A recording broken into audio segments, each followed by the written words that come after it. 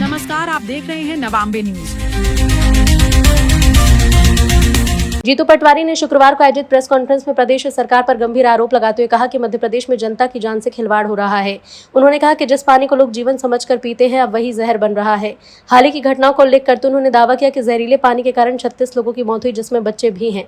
पटवारी ने बरगीबाद में हुई घटना का जिक्र कर कहा कि वहां 9 लोगों की जान गई, लेकिन सरकार की ओर से संवेदनशील प्रतिक्रिया नहीं आई। उन्होंने आरोप लगाया कि जब मां बेटे के शव निकाले जा रहे थे, उस समय सीएम अन्य कार्यक्रम में व्यस्त थे। परिवहन व्यवस्था को लेकर उन्होंने कहा कि नियमों की कमी के कारण आदिवासी लोग ट्रक और बस की छत पर यात्रा करने को मजबूर हैं, जिससे दुर्घटनाएं बढ़ रही हैं। उन्होंने इसे सरकार की नीतिगत विफलता बताया। किसानों के मुद्दे पर पटवारी ने कहा कि सरकार ने 2700 रुपए समर्थन मूल्य का वादा किया था, लेकिन 2600 रुपए में खरीदी हो रही है। धान के लिए 3100 रुपए का वादा था, लेकिन किसानों को 2200 से 2300 रुपए ही मिल रहे हैं। उन्होंने भावांतर योजना की राशि तत्काल किसानों के खाते में डालने की मांग की। 7 मई को बड़वानी से मुरैना तक चक्का जाम करने का ऐलान करते हुए कहा कि ये कदम अन्नदाताओं के हित में उठाया जा रहा है, भले ही इससे आम लोगों को असुविधा हो।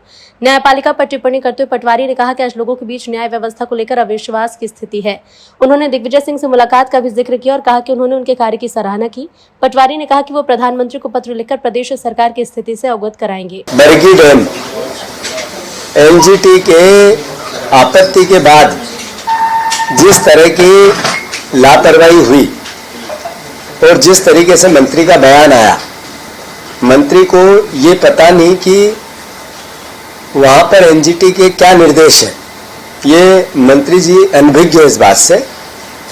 जो बोट पर बैठने से पहले जीवन बचाने के लिए जितनी भी जरूरी चीजें होती है, वो भी उस समय उस वक्त उनको न पहनाई गई न उपलब्ध थी।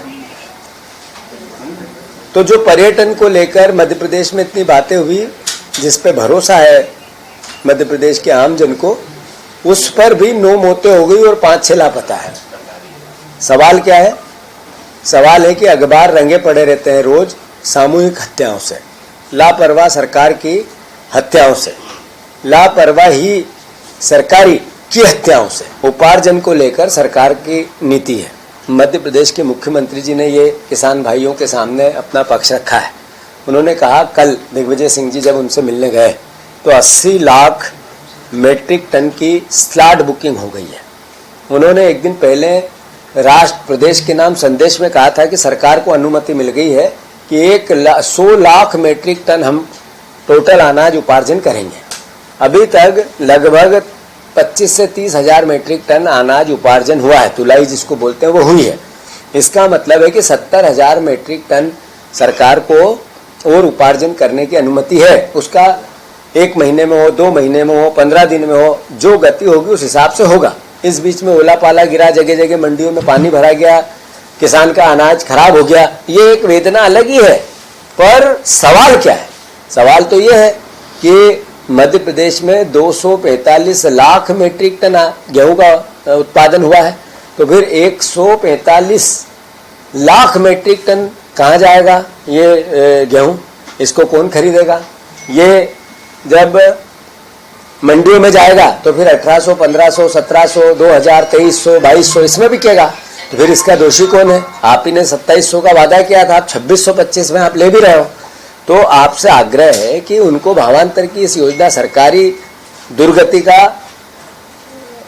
आखिर उनको भुगतान क्यों करना पड़े किसान को?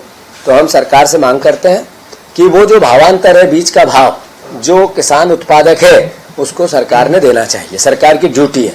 अगर नहीं देंगे तो किसान आक्रोश में है, सवाल पूछेगा, जवाब मांगेगा, आंदोलन करेगा।